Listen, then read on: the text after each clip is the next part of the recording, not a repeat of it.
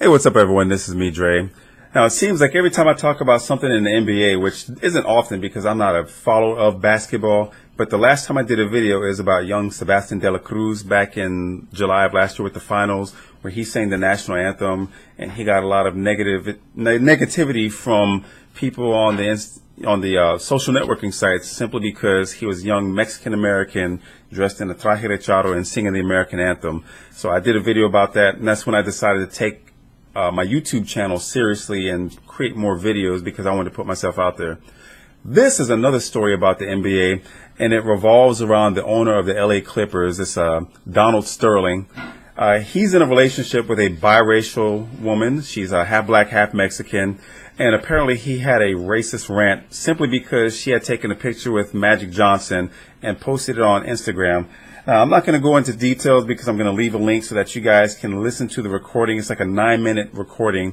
But there's questions on both sides because you have Mr. Sterling, him making a lot of his comments, which, you know, he's kind of dancing in and out of that fine line where you can deem it as racist. And some of the shit that he says, it makes you question, especially if you're a player of the team. It kind of makes you wonder, who the fuck am I working for? But at the same time, he's the man. He's just writing out the checks. You have the general owners. You have the general managers and everyone who's basically handling the players. So there's probably very little face-to-face communication that he has with his players.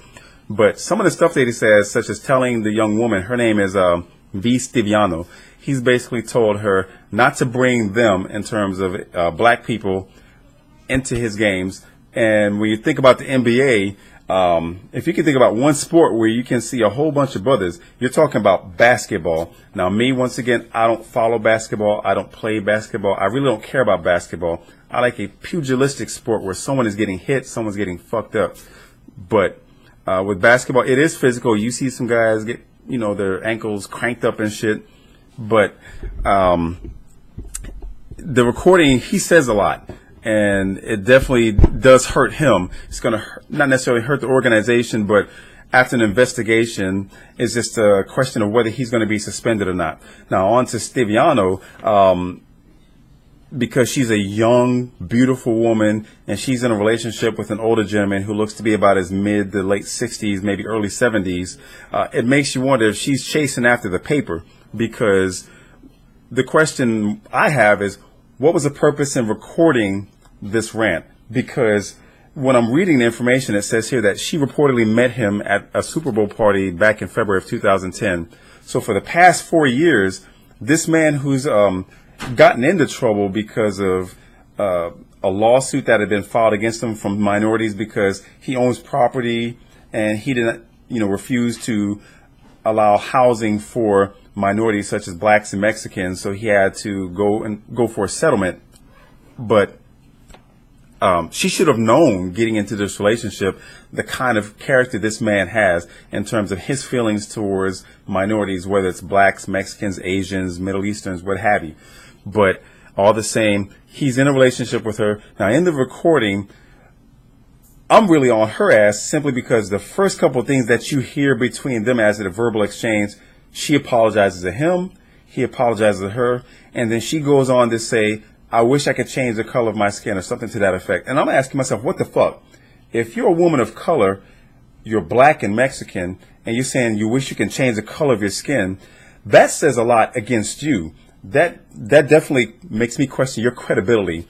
Also due to the fact that she recorded this whole conversation and then wants to put it out on TMZ, it makes you wonder if she actually is trying to extort the Sterling family out of some fit of rage to get revenge, whatever the case. And there's some new reports that came a little bit later in the day that she's actually being sued by the Sterling family and just, questioning the character. So the mudslinging has begun, started with her, and now the Sterling family is firing back to sue her.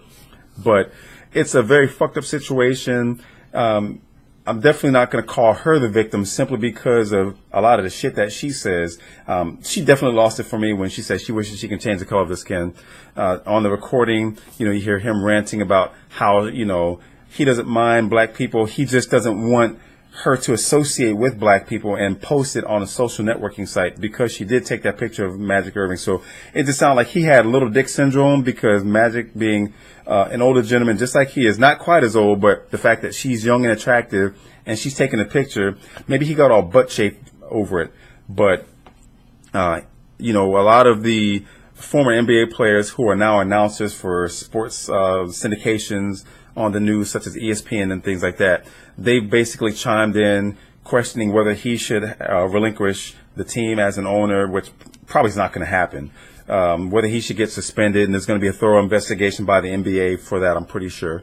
But the fan base, it's definitely going to hurt the sales of the team. I don't know what how the Clippers are doing with this season. I know in the past, it seems like they have come up as a team, because I remember Robin Harris, departed comedian, he made a joke, you know, Clippers aren't shit. Clippers aren't even shit on the PlayStation. This is way back in the 90s. But the team has evolved. It has gotten better, have been a lot more competitive.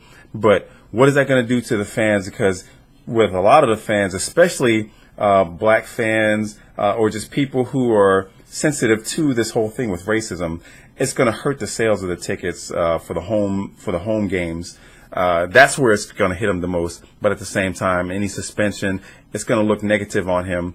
It's not going to put him out of the league. I'm pretty sure of that. I mean, he's been there for a while. Everyone has known about his racist views. But at the same time, the fact that he's a lot of the comments that he said, right now they're just trying to question the authenticity of the recording to see if it actually was him or if this is all fabricated. So this is pretty much going to be news to come.